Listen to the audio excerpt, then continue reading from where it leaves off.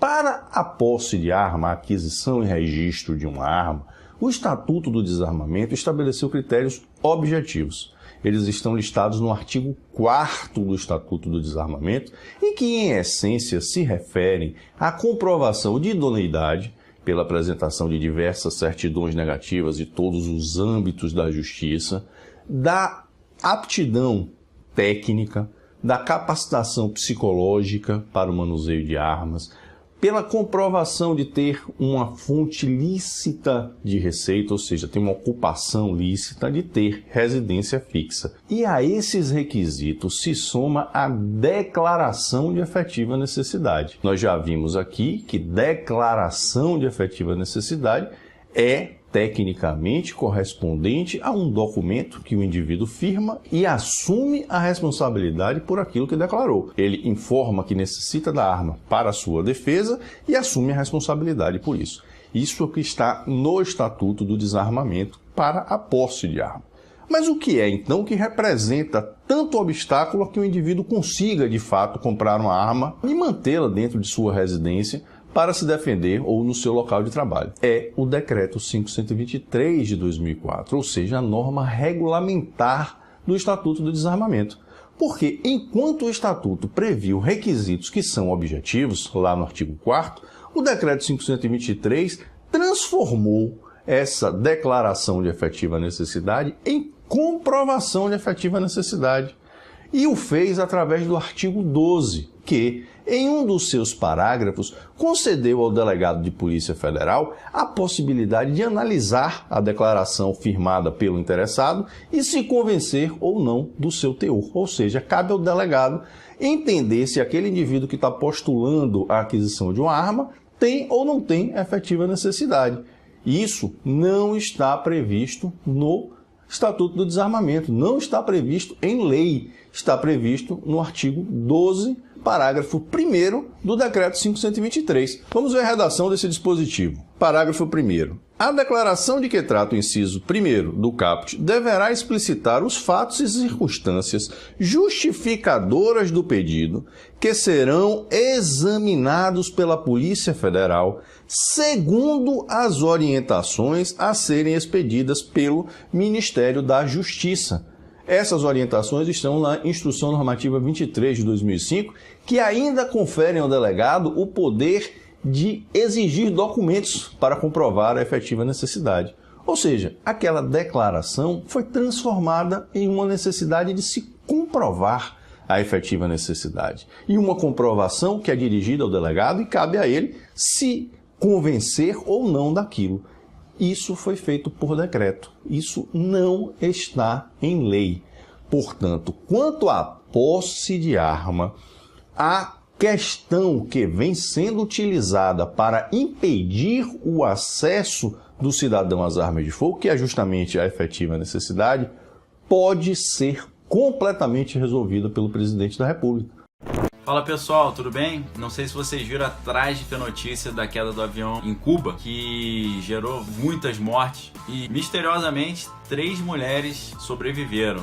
Algumas em estado grave, mas uma está consciente, está conversando. Um milagre, né? Isso lembra até aquele filme Unbreakable, que é do Shyamalan, não sei se vocês lembram, com Bruce Willis fazendo o papel ali do super-herói que ele não quebra de jeito nenhum. Mas o que eu queria comentar com vocês é o seguinte: Cuba, negócio asqueroso, Cuba, né? Pelo amor de Deus. Por quê? Além de ter paredão ainda, paredão de fuzilamento, perseguição a homossexuais, perseguição religiosa, todo tipo de perseguição. Além disso, esse avião que caiu é um avião que não se fabrica há décadas. É um avião que até o Brasil, que é caduco em termos de tecnologia, não usa mais há décadas. Então, pessoal, isso é o quê? Consequência do comunismo, que sucateia tudo. Um avião totalmente sucateado. E você sabe que por onde passa o comunismo, deixa esse rastro de miséria. Veja a situação da Venezuela agora. O Maduro impedindo as pessoas de passarem pela fronteira, ou seja, acontecendo com a Venezuela, o mesmo embargo que acontece com Cuba, impedindo os cidadãos de saírem do país. É porque o país é tão bom,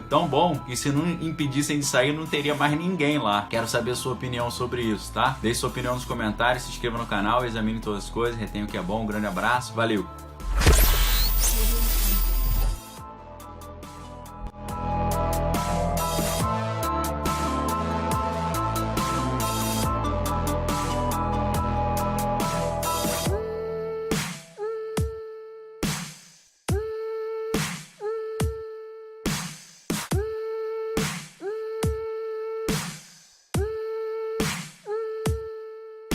Palavra ao senhor Carlos Augusto de Moraes Afonso para a sua exposição. Obrigado. Então vamos imaginar, por exemplo, a Copa do Mundo de 2018, todo mundo começa a falar na pós-violência, né? Vamos imaginar, apenas como um exemplo. E, de repente, precisamos resolver esse problema, né? De uma forma ou de outra. E, como uma hipótese, a gente descobre que o Putin está querendo combater isso aí, com regras mais rígidas. Só que os juízes vão ser russos. Ou russos naturalizados, alemães, franceses. Será que dá para acreditar nisso aí? Pode passar, por favor. Isso. Ótimo, ótimo. Muito bom. Pode passar, por gentileza. Então, qual que é um caso meu? Carlos Afonso é meu nome. Só que eu também sou conhecido na internet pelo pseudônimo Luciano Ayan. E eu fui vítima de uma enxurrada de notícias falsas no mês de março em torno de uma agenda de vitimismo do PSOL. Olha o tipo de e-mail que me difamou aqui, criando notícias falsas sobre mim. Fingindo que eu havia publicado notícias falsas sobre Marielle. Vamos para o próximo slide, por favor. Só que o que o site Ceticismo Político havia dito? Apenas citou o que a desembargadora havia falado sobre a Marielle, mencionando uma matéria da Folha. E aí, a campanha de difamação que foi promovida pela mídia contra mim, fingiu que eu havia publicado uma notícia falsa. E mais, criaram um outro estratagema. Disseram que eu usei um perfil falso, quando na verdade era um pseudônimo pelo qual eu escrevi um livro, que eu inclusive trouxe aqui e vou mostrar para vocês. Escrevi um livro em 2015. Então, se produziu notícia falsa com o objetivo de derrubar um site da internet, e é óbvio que o estratagema funcionou, e minha página foi derrubada, com 106 mil pessoas, e meu perfil também, a partir desses dois truques aqui. A coisa escalou a tal ponto, vamos para o próximo slide, por favor, que Pablo Hortelado, que se declara como um lutador contra as fake news, chegou a praticar esse crime contra mim. Olha só, ele disse que a minha matéria corroborava a opinião da desembargadora. Isso é crime. Ele cometeu um crime aqui. Ele está me acusando de cometer um crime. Isso aqui tem ata notarial para isso aqui. Isso aqui está na mão do meu advogado. Nenhum fact-checker apareceu para dizer isso aqui, ó. Falso. Luciano Ayan não corroborou a fala da desembargadora. A gente tem fact-checker para quê? É para se omitir numa situação dessas? Então, vamos em frente, né? O fato é que eu comecei a participar de um movimento na internet que se popularizou, resultados já surgiram nos últimos dias, para lutar pela internet livre, contra a censura. Esse movimento aqui está surgindo da sociedade civil, pessoas de centro e de direita que perceberam uma coisa muito grave. Vamos dar uma olhada aqui. Pode passar para o próximo. Eu ajudei esse movimento com dicas de como auditar. Então, se existe viés ou não em relação a esses fact-checkers. A primeira análise que foi feita foi em relação a 3 agências. Aqui, a primeira agência pública, a segunda agência aos fatos e a terceira agência lupa. Essas duas últimas têm contrato com o Facebook, como todo mundo aqui já sabe, né? A agência pública de jornalismo investigativo tem a agência Truco. Ninguém aqui quis atacar ninguém, mas nós temos que entender o perfil de cada um. E o perfil mostra isso. 36 pessoas avaliadas, não temos uma que seja de centro ou de direita. Uma sequer. Dá para ir, então, para uma Copa do Mundo onde todos os juízes são russos? Ou são de extrema esquerda ou são de esquerda. Mas, enfim, vamos ver se isso aqui, então, resulta em viés. Para o próximo slide. Isso aqui ninguém ainda viu, tá? Só algumas poucas pessoas viram e, em breve, isso aqui vai estar publicado em site. E também eu dei dicas de como o pessoal fazer isso aqui. Nós avaliamos para o mês de abril 176 checagens da agência aos fatos e da agência lupa. E por esses critérios aqui, post, agência, data, item de checagem, qual o benefício que ele gera para uma agenda? As 3 agendas, extrema esquerda e esquerda, é uma das agendas, agenda mista e centro e direita, outra agenda. E se tem distorção na checagem? Qual é a distorção? A principal é a ampliação indevida. É você exagerar a afirmação de uma outra pessoa, refuta essa versão exagerada e finge que refutou a versão original. Enfim, olha um exemplo aqui só. Por exemplo, aqui, essa é uma questão do Temer. O checador muda os critérios para tratar inflação mensal como se fosse inflação anual, sem que não houvesse nada na afirmação de Temer dizendo que se tratava de inflação mensal. Distorção. Para que isso? Para beneficiar uma agenda em torno da outra. Cada vez que conta alguém que é de direita como mentiroso, quem que se beneficiou? A esquerda. Né? Esse é um exemplo de critério. Então, cada checagem tem um benefício para uma das três agendas. Então, observem só, vamos para o próximo slide. Um exemplo de absurdos aqui que a gente vê, né? Por exemplo, a agência Lupa, o Lula dizendo, eu sonhei governar esse país criando milhões de empregos. Verdadeiro. Como é que você valida um sonho como verdadeiro? Isso é uma piada, né? Isso é gozação. Agência Lupa também. Perfil do TRF no Twitter curte chantagem do general Vilas Boas ao STF. Verdadeiro. Ué, cadê a chantagem? Isso é uma opinião que converteram num fato para poder dizer que era verdadeiro para beneficiar a agenda. E é engraçado aqui, olha que absurdo. Cara do Lula aqui, o que tem a ver a cara do Lula nesse post sobre TRF 4? Acho que com algum ato falho aqui, né? Então vamos para o próximo slide. Olha só, então, quem se beneficia nessa situação toda? Nas checagens gerais, nós temos 50% das vezes a extrema esquerda e a esquerda estão beneficiadas.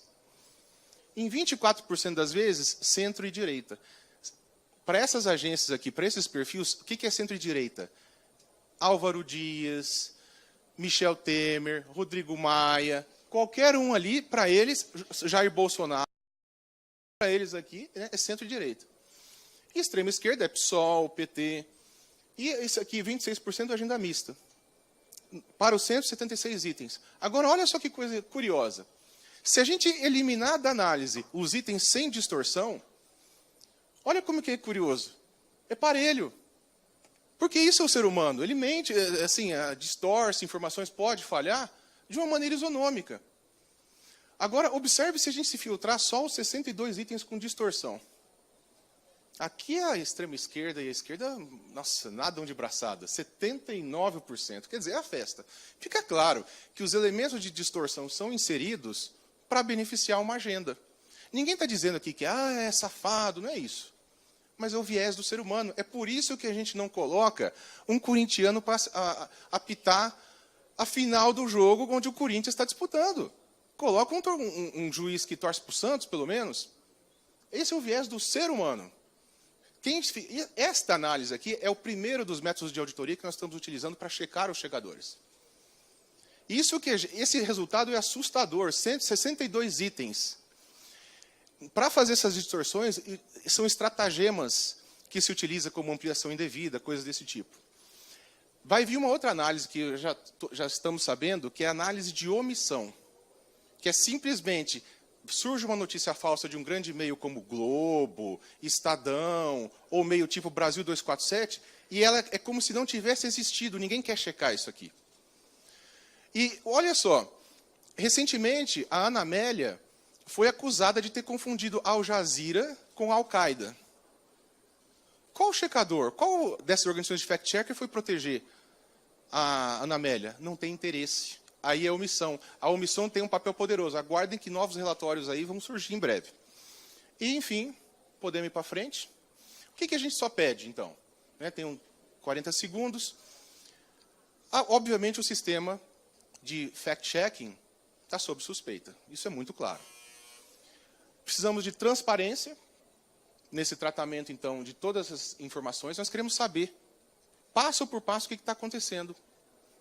Isonomia no tratamento dos usuários, conforme prega o Marco Civil, colaboração na busca da melhor qualidade da informação e direito ao contraditório. Ou seja, tudo que nós não vimos até agora. É uma pena. Então, tem muita água para passar debaixo dessa ponte e a gente espera, então, contribuir com isso aí, com esse tipo de debate. Obrigado, essa era a minha apresentação.